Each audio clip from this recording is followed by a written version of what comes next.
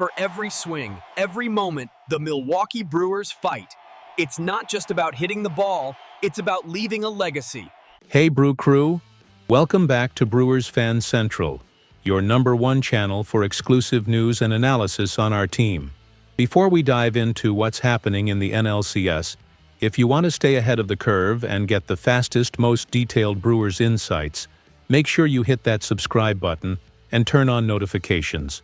Trust me, you won't want to miss what's coming. Now let's get right into it, because we have a situation unfolding that extends far beyond the diamond.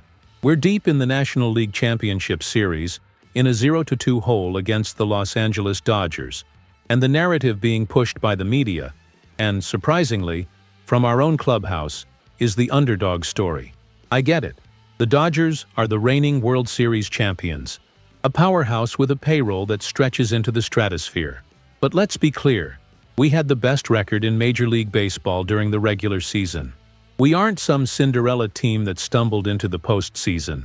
Yet, manager Pat Murphy seems intent on reinforcing this underdog mentality, and his latest comment, made during the series off day, raised some eyebrows and has me questioning the strategy. During a media session while discussing Blake Snell's dominant Game 1 performance, Murphy said something that, to me, was either a moment of brutal honesty or a strategic misstep. He said, and I quote, "Snell makes more money than our whole pitching staff." He followed up by giving Snell his due credit, calling his performance the top of his game, unbelievable, which is fair.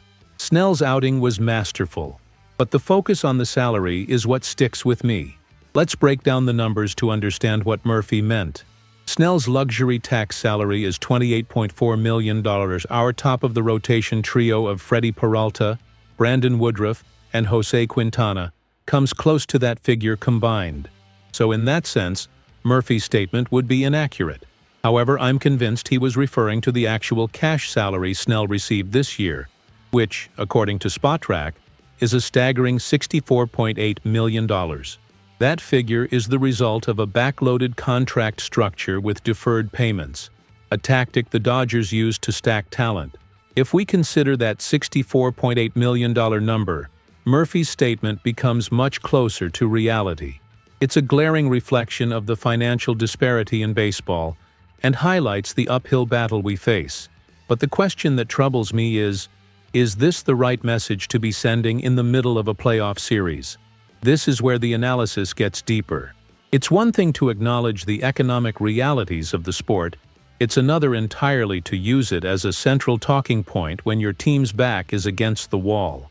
By publicly focusing on the Dodgers' payroll, Murphy risks creating a built-in excuse for the team. He's essentially saying, look at the behemoth we're facing. They're built differently. While this could be spun as a tactic to take pressure off our guys, it can just as easily undermine their confidence.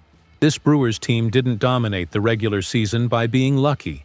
We dominated because we have elite talent, a shutdown rotation, a lockdown bullpen, and stellar defense. We proved, game in and game out for 162 games, that we were the best team in the league. Embracing an us-against-the-world mentality can be powerful, but when that mentality focuses more on the opponent's resources than your own strengths, it becomes dangerous. The narrative shifts from "we can beat them" to "it would be a miracle if we beat them." That's the opposite of what you want your players thinking heading into a pivotal Game 3 on the road. Now, we're set to face Shohei Ohtani and Tyler Glasnow, two more incredibly expensive and immensely talented pitchers. The continued emphasis on the financial disadvantage could plant a seed of doubt. Instead of focusing on executing their game plan, players might start to feel they have to be perfect, that there's no margin for error against such a high-priced opponent. Postseason baseball is a mental game as much as it is a physical one. The Dodgers already have the on-paper talent advantage. We don't need to hand them a psychological one as well. I believe the strength of this Brewers team has always been its cohesion, its grit, and the unwavering belief in its own system. We were built to outperform expectations, not to dwell on them.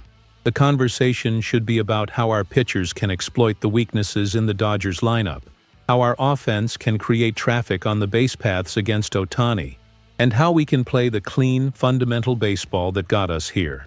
The focus should be internal, on our capabilities, not external, on their paychecks. My final analysis is this.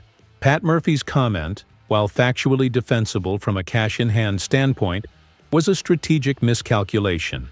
At a time when the team needs unshakable confidence and focus, he introduced a narrative of financial disparity that serves more as a potential excuse than as motivation. Now, I want to hear from you.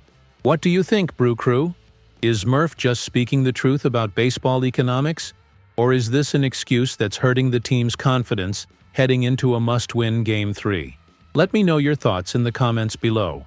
And as always, for more in-depth analysis and breaking news, make sure you're subscribed. Hit that button and turn on notifications. You won't want to miss a thing as we navigate the rest of this NLCS. This is Brewers Fan Central, your #1 source for all things Brewers.